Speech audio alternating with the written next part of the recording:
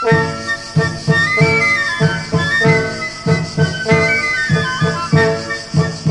sommes en osmose et vous nous suivez sur les réseaux sociaux, Facebook, Twitter, Instagram, X, Threads, etc., etc.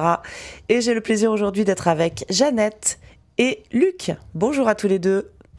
Bonjour. Bonjour Sophie. Et puis il faut dire qu'il y a Joëlle qui se cache derrière. On la voit pas mais elle est là. Oui, je suis là.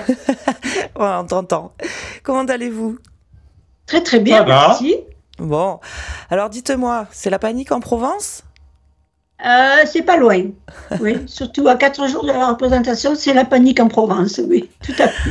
Donc on va parler de cette pièce qui s'appelle Panique en Provence, dont Jeannette, vous êtes l'autrice et la metteuse en scène. Tout à fait. Et Luc, vous êtes acteur. Un des acteurs. Un des acteurs. Au même titre que Joël. Et on reviendra justement sur la distribution tout à l'heure.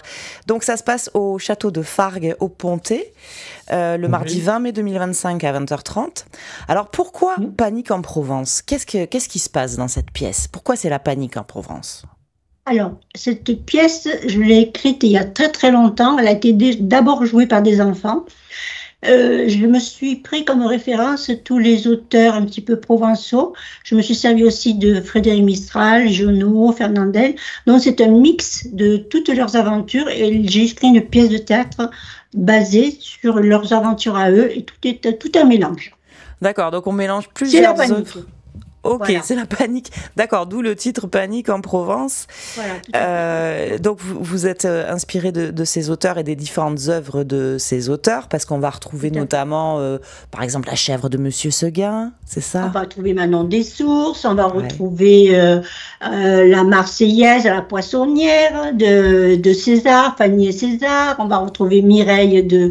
Mais voilà, il y a plein de... On va retrouver Antonin, c'était Fernandel qui avait ce rôle-là dans Antonin, et puis voilà. Et puis après c'est greffé d'autres personnages qui n'existaient pas, que j'ai créés, dont Luc.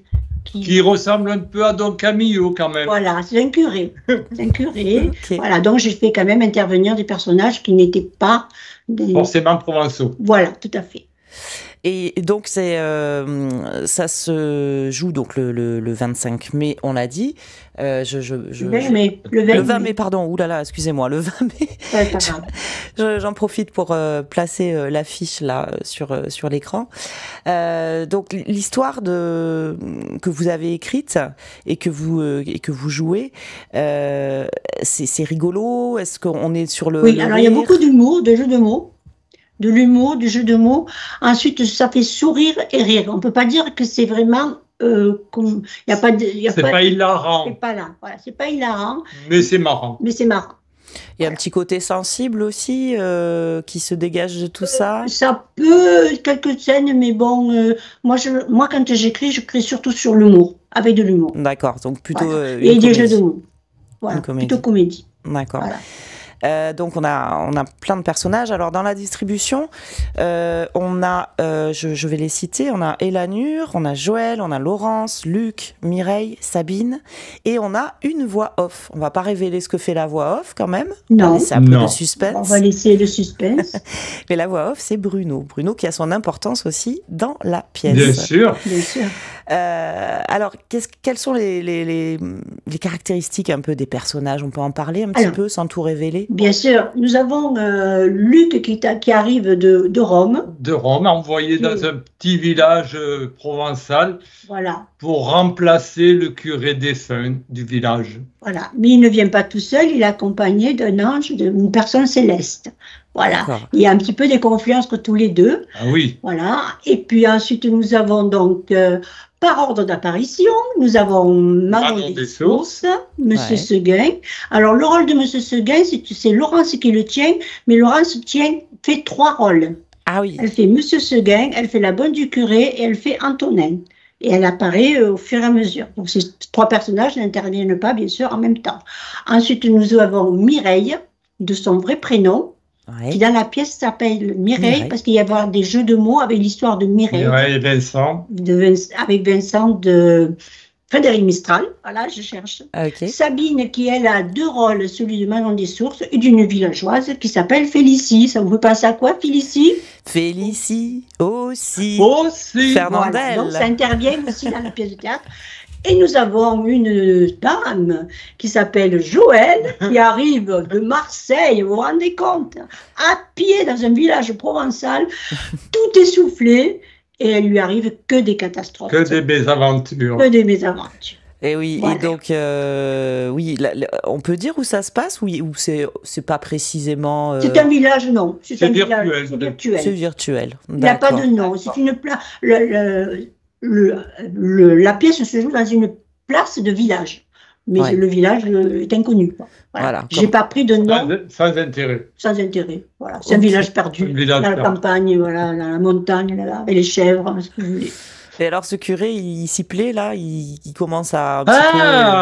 Au départ, il a du mal, mais je ne veux pas tout dévoiler, mais à la fin, il aimerait bien. Ok.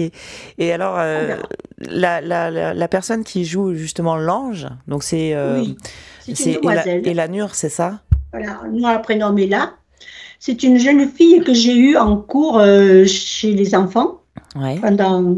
Alors, ce qui est quand même rigolo, entre guillemets, c'est que la pièce qu'on va jouer, au départ, s'appelait Sous le soleil de Provence. Et cette petite fille faisait déjà le rôle de l'ange. D'accord, oui, parce qu'elle est toute jeune, hein, c'est ça, 14 ans? Oui, elle a 14 ans. Et quand elle a fait la première fois, donc ça fait 8 ans que cette pièce a été jouée, elle avait 6 ans. Donc, elle est arrivée chez les adultes en faisant ce rôle-là aussi. Voilà. Okay. Donc, et là, c'est une très bonne élève. Par contre, elle est très, très timide, très introvertie, et on l'aide, nous, justement, à ce qu'elle puisse s'épanouir dans le théâtre. Voilà. Oui, donc je parlais de l'ange parce que finalement, l'ange et le curé se complètent, hein, puisque c'est un petit peu on se complète tout en se querellant. Oui. C'est un ange coquin, voilà. Ce qui donne des petites scènes amusantes. Là, on voit, on voit sur la vidéo que justement, il y a quelques... C'était une vidéo de répétition qu'on est en train de voir là. Oui. Et on est en train de voir que justement, voilà, ça joue pas mal avec entre l'ange et le curé.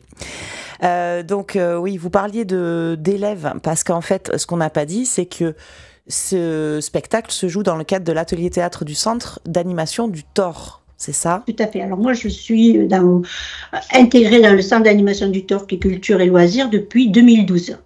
D'accord. J'ai commencé avec les enfants et après, en 2016, je fais les cours adultes.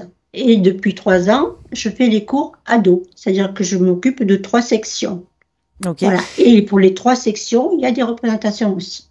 Très bien. Et on peut vous rejoindre à cet atelier Bien sûr, volontiers. Ok, on va volontiers. Les cours des enfants, c'est le mercredi après-midi à 14h. Ouais. Les ados, c'est 15h30. Et après, les adultes c'est le mardi et quelquefois le jeudi, quand ils n'ont pas bien travaillé. Ils sont punis. Ok. On peut peut-être donner un numéro de téléphone au passage si ça intéresse nos auditeurs. Téléphone, oui, il n'y a pas de souci. Le 06 15 52 45 37. Ça, c'est mon numéro personnel. Ok, donc on vous appelle. On a aussi une page Facebook, Centre d'animation.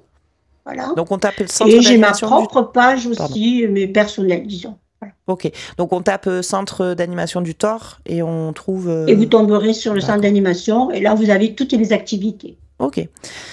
Pour Panique en Provence, donc c'est pas la première fois qu'elle est jouée, de ce que je comprends. Non. Elle a été jouée 3 fois dans 3 établissements différents. Le premier établissement, c'était dans un collège qui m'a donné l'opportunité d'être intervenante et de donner des ateliers de théâtre. Et ensuite, elle a été jouée au Thor.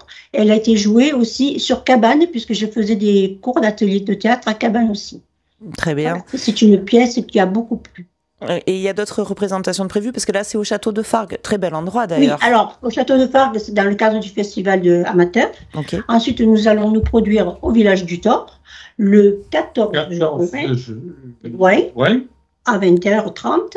Et nous terminerons à Robion, le dimanche 29 à 15h. Ok. On remettra tout ça dans la petite publication sur les réseaux, hein, pour que. Donc c'est sans réservation, on vient l'entrée. Alors c'est sans réservation, l'entrée libre. Ouais. Et par contre il y a le chapeau pour ceux qui veulent. Voilà, c'est toujours sympa pour vous remercier de ce chouette spectacle. Voilà, pour remercier mes acteurs et de leur patience envers moi. Oui, il en faut. Alors Luc, justement, comment ça se passe avec les autres acteurs, avec la metteuse en scène qui est... Moi, j'ai découvert Jeannette il y a 2 ans, c'est la 2e saison.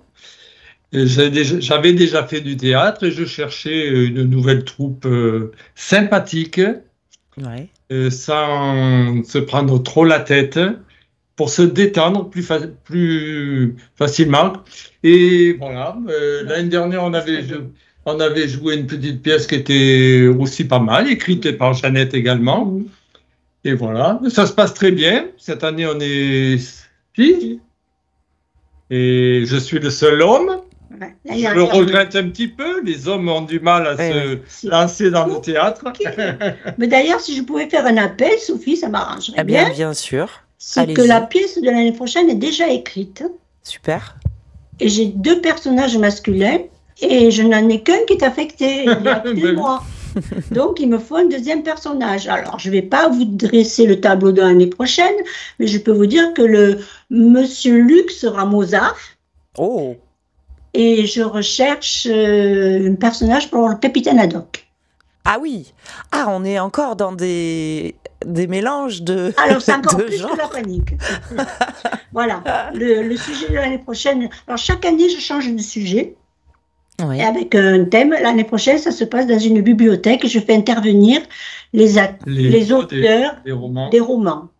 Voilà. Mais comment vous faites pour avoir autant d'idées comme ça, Jeannette? Écoutez, je suis en train d'écrire la pièce, j'en suis à l'acte 1, j'ai fini l'acte 1, et j'attaque l'acte 2, et puis je passe des heures à écrire, et puis d'un coup ça vient, et ça m'est arrivé d'avoir page blanche. Une fois, il n'y avait rien qui sortait, ah ouais.